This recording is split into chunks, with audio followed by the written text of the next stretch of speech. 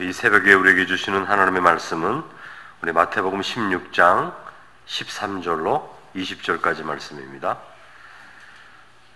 마태복음 16장 13절로 20절까지의 말씀, 우리 한 절씩 교독하겠습니다.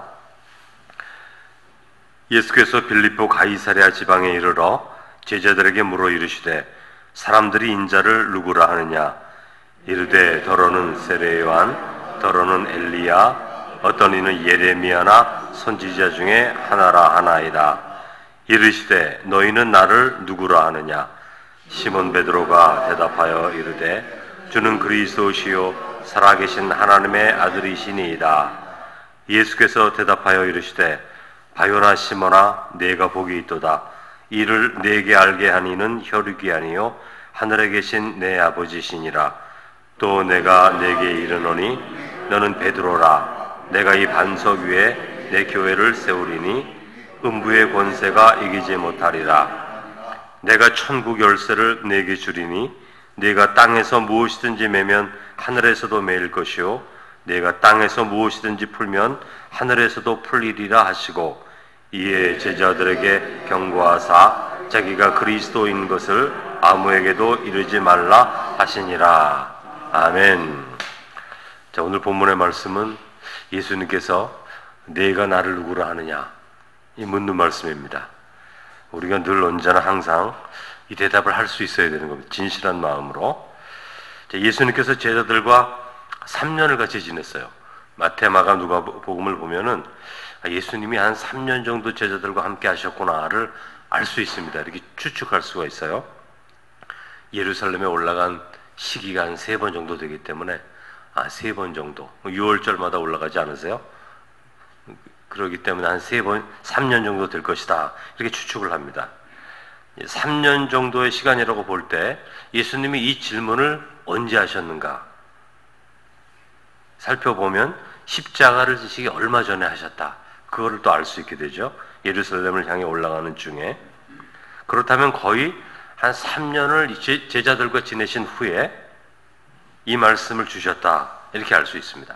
그러니까 3년 동안 제자들은 예수님과 동행하면서 놀라운 기적들을 많이 보지 않습니까? 오병이요, 칠병이요, 귀신이 내어 쫓아지고 수많은 질병들이 고침받는 것을 3년간 보게 되는 거죠. 그것을 다 본 후에 이 질문을 받게 되는 겁니다. 그러니까 주님은 공생의 3년 동안 사람으로서는 감히 따라할 수 없는 놀라운 능력을 다 행하신 후에 십자가를 앞두고 제자들에게 묻는 거예요. 사람들이 인자를 누구라 하느냐? 인자는 이제 예수님을 가리키는 말씀인데, 사람들이 인자를 누구라 하느냐 이렇게 할 때 14절에 보면 제자들이 대답합니다. 더러는 세례 요한, 더러는 엘리야, 어떤 이는 예레미야나 선지자 중 하나라 하나이다, 이렇게 말을 하지 않습니까? 그러니까 예수님께서 3년간 놀라운 능력과 기적을 행하시고 많은 가르침과 설교를 백성들에게 행하셨는데, 이 3년간의 사역을 이스라엘 백성들이 어떻게 지금 느끼고 있는가? 예수님이 지금 알기를 원하시는데, 예수님은 다 아시죠? 그러나 제자들을 통해서 알기를 원하시는 겁니다.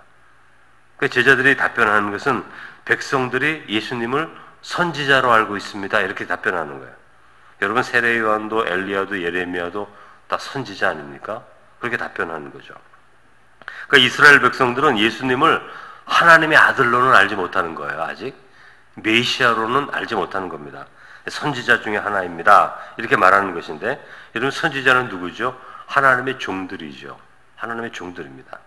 그러니까 다시 말해서 이스라엘 백성들은 예수님을 선지자로 안다는 것은 하나님의 종으로 알고 있다, 이렇게 말하는 거죠. 그러니까 한 모세 정도로, 한 사무엘 정도로, 이사야 정도로, 예레미야 정도로, 엘리야 정도로 이렇게 알고 있다는 것입니다. 그러니까 예수님은 이 답변에 만족을 하지 않으세요. 그래서 15절에 또 묻습니다. 제자들에게 너희는 나를 누구라 하느냐? 그러니까 16절에 베드로가 대표해서 말해주는데, 주는 그리스도시요 살아계신 하나님의 아들이십니다, 이렇게 답변을 하죠. 그 선지자가 하나님의 종이라면 하나님의 아들 그리스도는 하나님 그 자체라는 거예요. 그 선지자는 누굽니까? 메시아의 오심을 예언한 사람이라면, 예수님은 누구세요? 메시아로 오신 분이에요. 하나님 자신인 분이죠. 그래서 주님께서 이 대답을 매우 기뻐하십니다. 그래서 17절에 칭찬하시기를 바요라 시몬아 내가 복이 있도다 이를 내게 알게 한 이는 혈육이 아니요 하늘에 계신 내 아버지시니라. 이렇게 대답해 주십니다. 여러분, 예수님을 우리의 구원의 주님 하나님의 아들로 믿고 고백할 수 있는 것은 하나님으로부터 올 때만 가능한 거예요. 그냥 아무나 이렇게 대답할 수 있는 게 아니라는 것이죠. 성령의 인도하심으로만 이 고백을 할 수 있는 거죠. 그러니까 여러분, 이 믿음은 하나님께서 우리에게 알게 해 주실 때만 가능한 거예요. 그 사람의 믿음이 크든 작든 관계없습니다. 믿음은 하나님으로부터 오는 것이죠. 근데 이런 놀라운 믿음과 고백은 하나님의 약속하고 연결이 돼요. 이 고백이 중요한 이유는 이 고백을 할 수 있는 사람은 하나님이 주시는 이 약속과 연결이 돼요. 약속과 연결이 된다는 것은 권위가 따른다는 뜻이죠. 두 가지 약속을 예수님이 주시는데, 첫 번째 18절을 보면 시몬 베드로에게 내가 이 반석 위에, 이 반석이란 말은 헬라어로 페트라인데 이게 베드로라는 이름이잖아요. 이제 이렇게 예수님이 그렇게 비유로 말씀하시는 건데, 이 반석 위에, 신앙의 고백 위에 내 교회를 세우리니 음부의 권세가 이기지 못하리라. 반석은 신앙의 고백이고 내 교회는 이게 나의 공동체라는 뜻이에요. 나의 공동체, 하나님의 백성을 뜻합니다. 그리고 음부의 권세는 사망의 권세, 사탄의 권세, 사탄의 세력을 뜻하는 것인데, 이 사탄의 권세가 무엇입니까?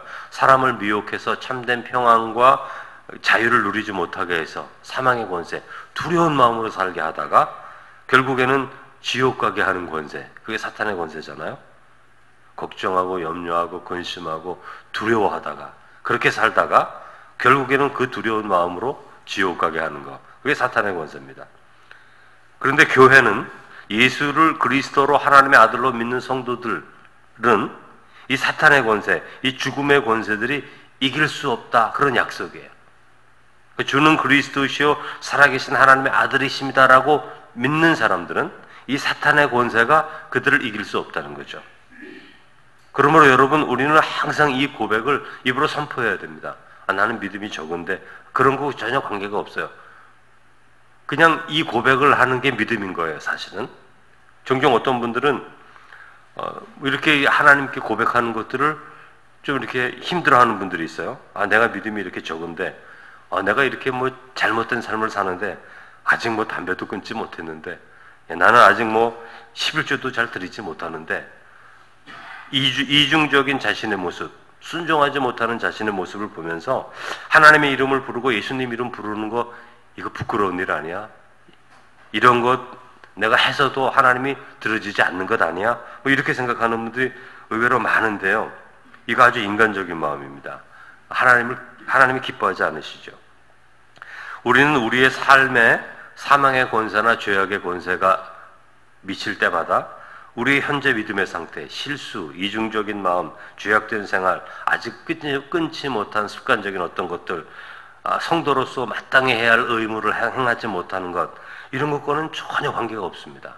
우리의 믿음은, 여러분, 어떤 환경 가운데서도 사망의 권세와 힘이 우리의 삶을 미칠 때 우리의 구원자이신 그리스도, 예수 그리스도, 하나님의 이름을 불러야 돼요. 간구해야 돼요. 찬양해야 돼요.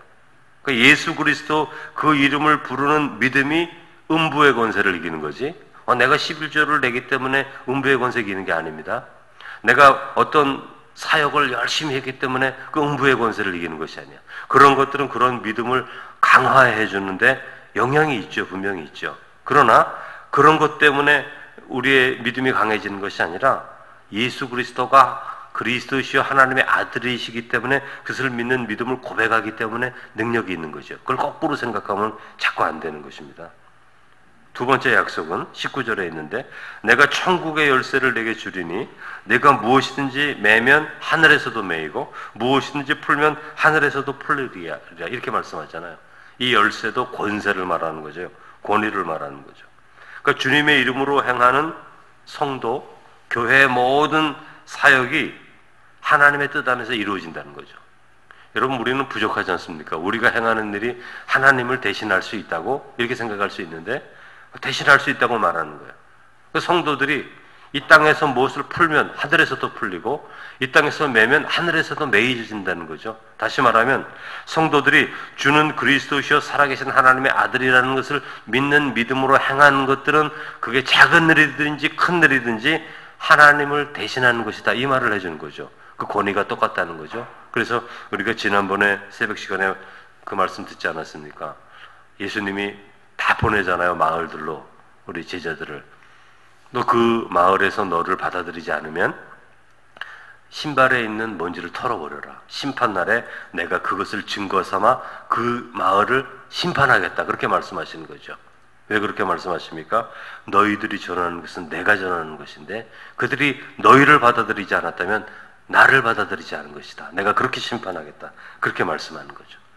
그러니까 예수 그리스도를 진실로 믿고 의지하는 마음으로 행하는 교회의 사역, 성도들의 사역은 하나님의 사역을 대신한다. 그 권위를 주는 거예요. 이게 열쇠를 말하는 거죠.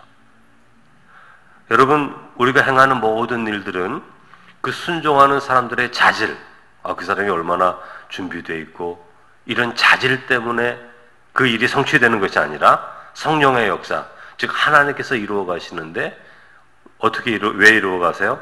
주는 그리스도시요 살아계신 하나님의 아들이심을 믿는 믿음 안에서 선포되고 섬겨지는 모든 일들이 우리의 자질 때문이 아니라 그 믿는 믿음 때문에 하나님의 역사로 그들에게 나타나게 될 것이다. 그렇게 말씀하시는 거죠.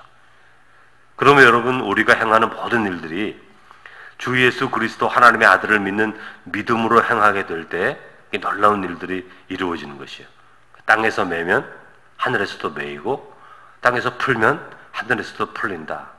그거 얼마나 두려운 말이에요. 또 기쁘고 감사한 날이기도 한데 하나님을 대신하여 하는 사역이 성도의 사역, 교회의 사역이 될 것이다. 이렇게 우리에게 그 열쇠를 이양해 주신 거죠. 그 권위를 우리에게 허락해 주신 거죠.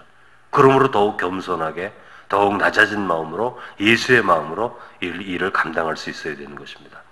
그러므로 여러분, 우리는 매일매일의 삶 가운데서 이 믿음의 고백을 날마다 해야 되는 거예요. 우리의 마음과 입술과 삶에서 선포해야 돼요. 주는 그리스도시요 살아계신 하나님의 아들이십니다. 이 믿음의 선포가 고백이 천국의 열쇠가 될 수 있기 때문에 그런 거예요. 그래서 우리가 사도신경 매일 시작하면서 고백하잖아요. 이 고백이 그래서 똑같은 고백이잖아요. 주님은 살아계신 하나님의 아들 그리스도이십니다. 이 고백하는 거예요. 저는 이 고백을 할 때마다 힘이 생기는 것을 느낍니다. 제가 한번 말씀드렸지만 성도들의 집에 가서 이제 신방할 때가 있잖아요. 근데 어떤 집에 가면 마음이 좀 이상할 때가 있어요. 어떤 집에 가면 좀 처음부터 편안할 때도 있고 어떤 집에 가면 이분이 걱정이 많은가 좀 근심이 될 때도 있고 그러거든요. 그런 것들을 제가 이렇게 느끼면서 신앙 고백을 사도신경을 늘 처음에 합니다. 어떤 분들은 그냥 기도로 시작하기도 하고 바로 찬송으로 시작하기도 하는데 저는 사도신경으로 늘 시작해요. 왜 그러냐면 사도신경으로 시작을 하면 그 힘이 되는 것을 제가 경험했기 때문에 그래요. 이게 왜 힘이 될까? 주는 그리스도시여 살아계신 하나님의 아들입니다를 선포하고 고백하며 나아가니까 이게 힘이 되는 거더라고요. 담대해지는 거더라고요. 그래서 마음이 정리가 되고 하나님은 우리 가운데 창조주로서 구원주로서 이 가정 가운데 함께한다라는 믿음을 가지고 말씀을 나누고 하니까 힘이 되는 것을 제가 경험했습니다. 그게 믿음의 고백인데 여러분 날마다 우리가 순간마다 어떨 때 두려워질 때도 있고요. 순간적으로 걱정될 때도 있고 짜증이 날 때도 있고 그런 마음들이 순간순간 우리의 마음 가운데 있잖아요. 그런 마음을 어떻게 우리가 떨칠 수 있습니까? 주는 그리스도이시여 살아계신 하나님의 아들이십니다. 나와 함께 해주옵소서. 순간순간 선포하고 고백하면 우리 마음 가운데 담대함이 주어져요. 왜냐하면 이 이름이 능력이 되기 때문에 이 이름이 열쇠가 되기 때문에 권세가 되기 때문에 그런 이름 주의 이름을 여러분 받으셨는데 날마다 선포하시면서 담대함으로 나갈 수 있기를 주님의 이름으로 축원합니다. 사랑이 많으신 하나님 아버지 주는 그리스도이시여 살아계신 하나님의 아들입니다. 이 짧은 고백과 선포 속에 주님께서 우리에게 권세를 우리에게 열쇠를 주셔서 주님을 대신할 수 있는 자리에 설 수 있도록 인도해 주심을 감사합니다. 하루를 살아갈 때도 얼마나 근심스럽고 염려스럽고 하나님 두려워질 때가 얼마나 많은지요. 그러나 그 순간마다 그때마다 주는 그리스도시여 살아계신 하나님의 아들 나를 창조하실 뿐만 아니라 매일매일의 삶 가운데서 나를 구원해 주시는, 나의 방패가 되시고 나의 요새가 되시는 그 하나님을 날마다 믿음으로 선포하는 가운데 우리에게 주신 그 열쇠, 믿음의 권세를, 하나님 나라의 권세를, 자녀의 권세를 사용할 수 있는 하나님의 귀한 자녀들 되어서 음부의 권세가 너를 이기지 못하리라. 그 어떤 것도 예수 그리스도 외에 우리를 점령할 수 없는 그런 놀라운 능력 가운데 살아갈 수 있도록 은혜를 베풀어 주옵소서. 우리 이영숙 권사님 이제 3월 9일 3차 항암 치료 들어가게 되는데 항암 주사 맞고 일주일 열흘 얼마나 힘들지 모릅니다. 성령께서 함께 해주셔서 이 고통의 순간들을 주님께서 줄여주시고 하나님이 모든 항암 치료의 과정들을 주님께서 지켜보여 주시고 강하고 담대함으로 역사하여 주시고 우리 이성태 집사님 요즘 들어 순간순간 그 후유증 때문에 힘들고 어려운 가운데 있습니다. 지켜보호하여 주시고 그 순간순간마다 주는 그리스도시여 살아계신 하나님의 아들이십니다. 고백하는 가운데 승리할 수 있는 하나님의 귀한 백성들 되게 하여 주옵소서. 예수님의 이름으로 기도드립니다. 아멘.